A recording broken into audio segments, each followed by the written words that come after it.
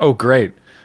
This Saturday, Destiny's new raid, Deepstone Crypt, opens up, and it would really help my fire team if Nightwatch could give us a rundown of the not yet revealed encounters and bosses we'll have to defeat. Well, you're in the right place. Yeah. So the first room, there's gonna be there's gonna be a lot of columns, and there'll be dudes standing on the columns with like highly accurate, like startlingly accurate guns that are just really, really difficult to pinpoint. But once you take them down, then you'll get your first sub-boss, who is gonna be... He's a real big guy with a weak spot on the knees. Yeah. I would definitely recommend stocking up on some healing items before you go to the next room there, where it is a floor made entirely out of servitors. There is nothing beneath the floor, because that's what a floor is. So good luck trying to defeat them while you find your way across.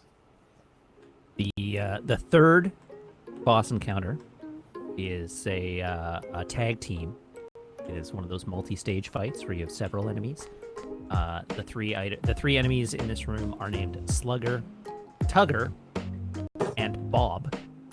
and you'll have to solve a puzzle in order to defeat them.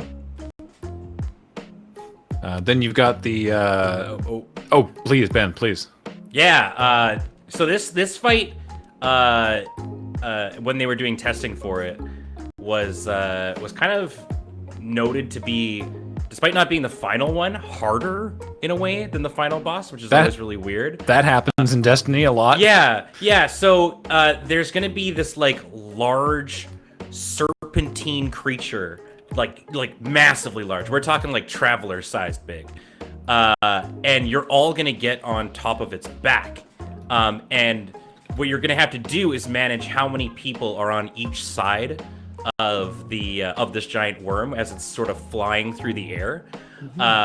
And if you have too many people on one side, it just does a barrel roll, and it's going to cause everybody to get completely flung off of the worm and wipe the whole raid. So what you're gonna have to do is there's gonna be these little boily things on its back, and you're gonna cut those off, and it'll spawn these sort of like explosive oozes that you bring up to a certain point by collecting other oozes. And then those oozes, when it finally explodes, will tear plates off of the serpentine worm, and that's when you DPS as hard as you can to take off the plates, and you got to do that 3 times. Then, of course, comes the traversal section, because who doesn't like first-person platforming? But this time there's portals. So it's all like an open room, but it's like a labyrinthine maze. There's no walls, but it's like you have to jump from platform to platform. If you jump through a portal over here, you'll appear on a platform over there. It's gonna be miserable. That's where the world's first team is gonna get stuck the longest. Oh, for sure. Yeah. Yeah.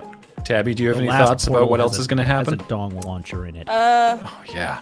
I've never played Destiny, but I'm imagining it as like any other game with raids where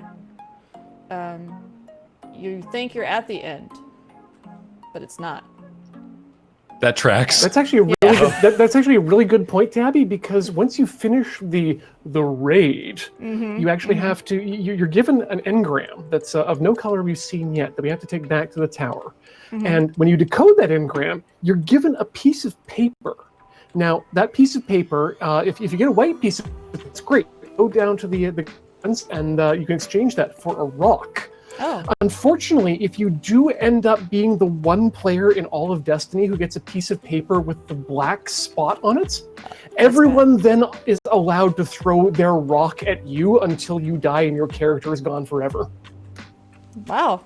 Yeah. You don't even get your stuff back. Yeah. It's called the lottery. Yeah, the lottery, that's right. Yeah.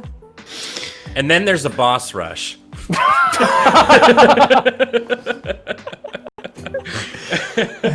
And they all just have thick health bars. Yeah. Yeah.